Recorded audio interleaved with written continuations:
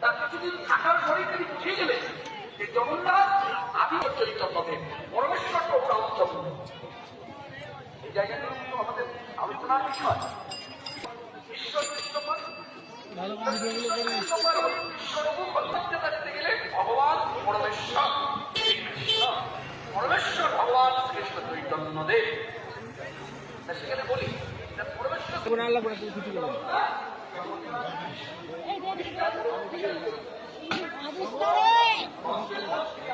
Video উঠে যাচ্ছে, কি ভিডিও? আজকের ভিডিও উঠে আছে,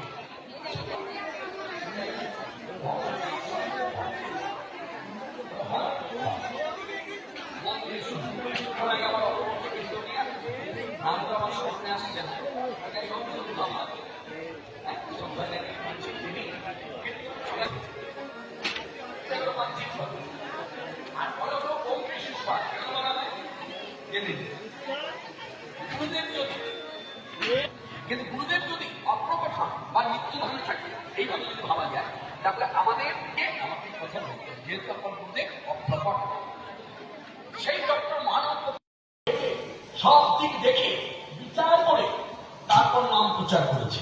কেন না কলিযুগের দুর্দশা কি হবে এদের গতি? পূজা পাঠে মন বসবে না, যজ্ঞ কর্মাদিতে মন বসবে না, মন চঞ্চল। অতএব এদেরকে দাও হরিনাম। হরিনামের কি ফল? হরিনামে ভুবন মঙ্গল। যার জন্য হাতে তালি দিয়ে এখনো সবাই গায় ভুবন মঙ্গল হরিনাম, ভুবন মঙ্গল হরিনাম, মঙ্গল হরিনাম, ভুবন মঙ্গল হরিনাম।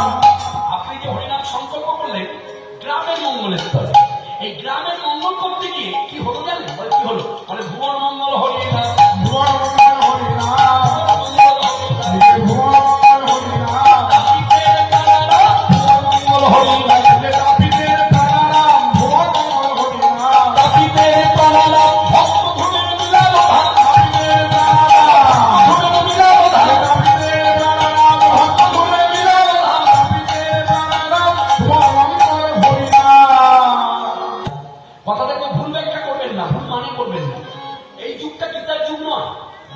ভাগবতের যুগ নয়, এই যুগ বেদের যুগ নয়, এই যুগ পুরাণের যুগ নয়, রামায়ণ মহাভারতের যুগ নয়, এই যুগ হলো হরিনামের যুগ।